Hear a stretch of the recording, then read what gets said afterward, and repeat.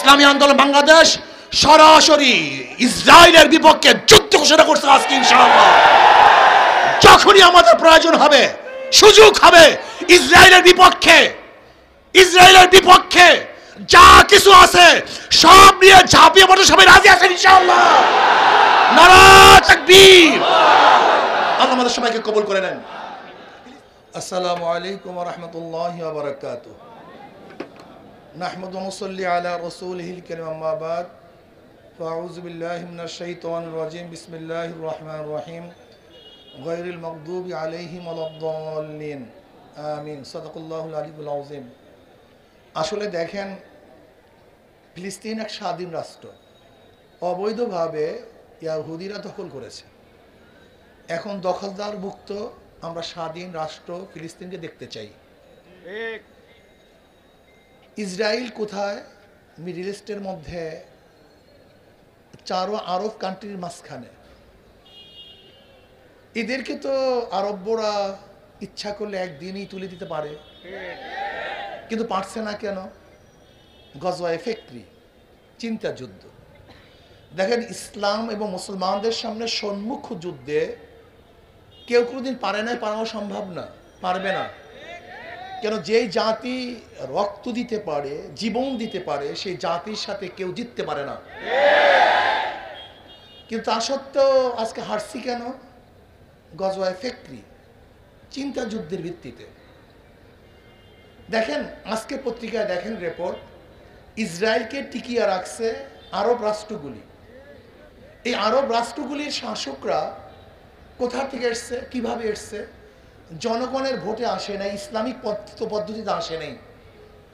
আগের থেকেই ইসরায়েলের দোসররা তাদেরকে ক্ষমতায় বসিয়েছে, তাদেরকে কন্ট্রোল করেছে, মেধা ধোলাই করছে। ধর্মীয় যেই চেতনা ছিল সেটাকে নস্যাৎ করছে। সেখানে কি করছে? অপসংস্কৃতি চালু করছে, ওদের ইমানকে ধ্বংস করছে। যদিও লেফাসে দেখবেন জুব্বা জাব্বা আল খেল্লা পরা, আসলে ওরাই হলো ইহুদিদের সবচেয়ে বড় বড় দালাল। প্রথম দালালদেরকে চিহ্নিত করতে হবে। এই দালাল কারা? আমাদের দেশে 90 দালাল আছে। যেমন দেখবেন, কেউ ইসরায়েলের বিপক্ষে কথা বলে, ফিলিস্তিনের পক্ষে কথা বলে, অথচ পাসপোর্টের মধ্যে অ্যাকসেপ্ট ইসরায়েল যেটা লিখিত ছিল সেটাকে তুলে দিয়েছে। অথচ আজকে ফিলিস্তিনের পক্ষে কত মায়া কান্না করে। যেমন আমি বললাম যে জমি তোমার, জমি তোমার, অথচ আমি কাউকে জমি লিখে দিয়েছি, মুখে বলছি তোমার, আর লিখে দিয়েছে অন্যকে। এর চেয়ে বড় মুনাফিক আর কেউ হতে পারে না। যে পাসপোর্টের মধ্যে লেখা ছিল ইসরায়েলের সাথে আমাদের কোনো সম্পর্ক নেই, এদেশ ইসরায়েলকে স্বীকৃতি দেয় না, ইসরায়েলের কোনো দূতাবাস দেশে থাকবে না, আমরা ইসরায়েলে যাব না, সেই পাসপোর্টের মধ্য থেকে যখন তুলে দেওয়া হয় অ্যাকসেপ্ট ইসরায়েল, তার মানেটা কি? যে এদেশের সংখ্যাগরিষ্ঠ মুসলমান ইসরায়েলের বিপক্ষে, কাজী তাদের মুখে বলতে হবে রাজনৈতিক স্বার্থে, কিন্তু তলে তলে তাদের সাথে পুরোপুরি সবকিছু সেট হয়ে গেছে, কন্ট্রাক্ট হয়ে গেছে। আমি শেখ হাসিনাকে বলতে চাই, যদি আপনি ইসরায়েলের বিপক্ষে থাকেন, ফিলিস্তিনের পক্ষে থাকেন, তাহলে আপনি ইসরায়েলের বিপক্ষে একদল সৈন্যবাহিনী গঠন করুন, একদল মুজাহিদ আপনি গঠন করুন, আপনি লিস্টি করুন আপনার তত্ত্বাবধানে, আপনি লিস্টি করুন যে বাংলাদেশ থেকে কত যোদ্ধারা ফিলিস্তিনের পক্ষে, ইসরায়েলের বিপক্ষে যুদ্ধ করতে যায়। আপনি লিস্টি করুন, দেখবেন ইনশাআল্লাহ বাংলাদেশের হাজারো লক্ষ কোটি জনগণ মানবতাবাদী, শুধু মুসলমান না, যারা মানুষের পক্ষে, মানবতার পক্ষে, তারা ওই হিংস্র জালেম ইসরায়েলের বিপক্ষে অস্ত্র ধারণ করবে, ওদের বিরুদ্ধে লড়াই করবে, যুদ্ধ করবে, ওই দেশ থেকে তাদেরকে উৎখাত করবে ইনশাআল্লাহ। এই কাজটা আপনি করুন, তাহলে মনে করবো আপনি ইসরায়েলের বিপক্ষে, ফিলিস্তিনের পক্ষে। আর আমাদের দাবি থাকবে, ইসরায়েলি পণ্য বয়কট নয়, বাংলাদেশে ইসরায়েলের কোনো পণ্য ঢুকতে দেওয়া হবে না,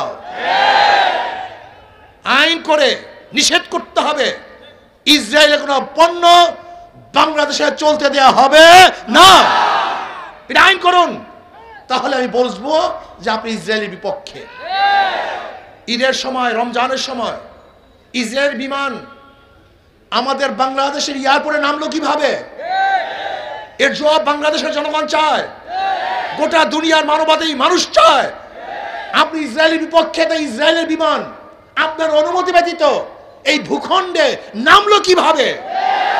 তার মানে হলো এই তলে তলে সবকিছু হয়ে গেছে।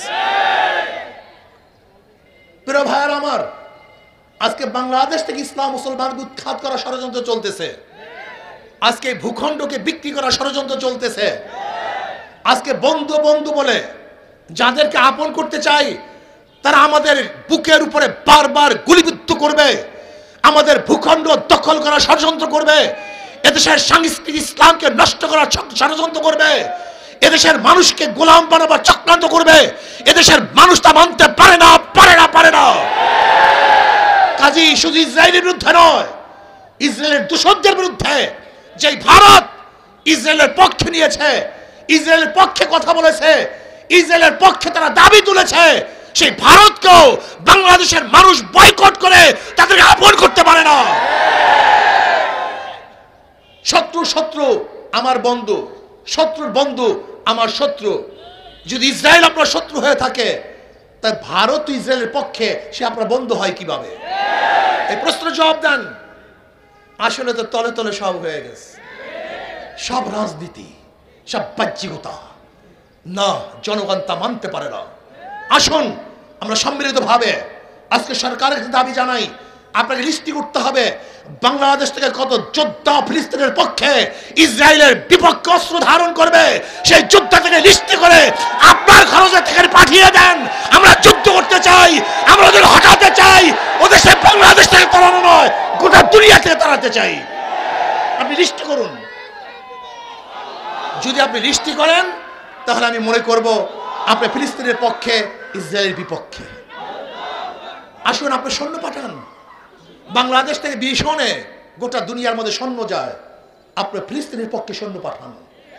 এদেশের জনগণ আপনার পক্ষে থাকবে, এদেশের জনগণ আপনাকে ধন্যবাদ জ্ঞাপন করবে, আপনার কথা মনে রাখবে। আপনি পদক্ষেপ গ্রহণ করুন যে বাংলাদেশের এত প্লাটুন সৈন্য আগামী অমুক তারিখ ফিলিস্তিনের পক্ষে দখলদার ওই জালেম খুনি ইসরায়েলের বিপক্ষে তারা যুদ্ধের জন্য রওনা করবে। গোটা দুনিয়ায় আপনার ইতিহাস হয়ে থাকবে। আমরা এটি দেখতে চাই। আমাদের বাংলাদেশের যোদ্ধারা, জওয়ানরা, সৈনিকেরা তারা জালেমের বিরুদ্ধে মানবতার পক্ষে যুদ্ধ করার জন্য রওনা হয়েছে। আমরা দোয়া করব, আমরা তাদের সাথী হব এবং তাদের যত সহযোগিতার প্রয়োজন আমরা সহযোগিতা করব। আর বাংলাদেশ সরকারকে আর একটা দাবি জানাতে চাই, আপনি অবৈধ সরকার যদিও, তারপরে যেহেতু আছেন বলতেই হয় আপনাকে, আপনি একটা কাজ করুন, ফিলিস্তিনি জনগণের পক্ষে তাদের সাহায্য করার জন্য, নির্যাতিত জনগণকে সাহায্য করার জন্য। আজকে যারা বাচ্চারা ধুকে ধুকে না খেয়ে মরছে, পানির পিপাসায় তারা জীবন দিচ্ছে, রক্তাক্ত অবস্থায় রাস্তায় পড়ে আছে, তাদের পক্ষে আপনি একটা সাহায্য সংস্থা পাঠান, ডাক্তারি টিম পাঠান, সরাসরি তাদেরকে সাহায্য করার জন্য আপনি ব্যবস্থা গ্রহণ করুন। তাহলে মনে করব আপনি ফিলিস্তিনের পক্ষে, ওই মাজলুমদের পক্ষে, জালেমদের বিপক্ষে। আসুন আমরা সম্মিলিতভাবে ইসরায়েলকে বয়কট করি। তাদের বিরুদ্ধে আমরা যুদ্ধ ঘোষণা করছি। ইসলামী আন্দোলন বাংলাদেশ সরাসরি ইসরায়েলের বিপক্ষে যুদ্ধ ঘোষণা করছে আজকে ইনশাআল্লাহ। যখনই আমাদের প্রয়োজন হবে, সুযোগ হবে, ইসরায়েলের বিপক্ষে যা কিছু আছে সব নিয়ে ঝাঁপিয়ে পড়তে সবাই রাজি আছেন ইনশাআল্লাহ। নারায়ে তাকবীর। আল্লাহ আমাদের সবাইকে কবুল করে নেন। ফিলিস্তিনের পক্ষে, ইসরায়েলের বিপক্ষে আগামী শুক্রবার জেলায় জেলায় এবং মহানগরীতে বিক্ষোভ মিছিল করা হবে ইনশাআল্লাহ। আর ফরিদপুরের যে শ্রমিক ভাইরা হত্যা হয়েছে, আজও সেই খুনিদেরকে অ্যারেস্ট করতে সরকার পারে নাই, ব্যর্থ হয়েছে। যদি সরকার তাল বাহানা করে, তাহলে ইনশাআল্লাহ ফরিদপুরে আমরা বিশাল জনসভার ঘোষণা দেব। গোটা দক্ষিণ অঞ্চলের মানুষ একত্রিত হয়ে আমরা এই খুনিদের বিপক্ষে আন্দোলন করব। আল্লাহ আমাকে এবং আমাদের সবাইকে মাজলুমের পক্ষে থাকার তৌফিক দান করেন। এখন আমরা সবাই মিছিলে অংশগ্রহণ করি।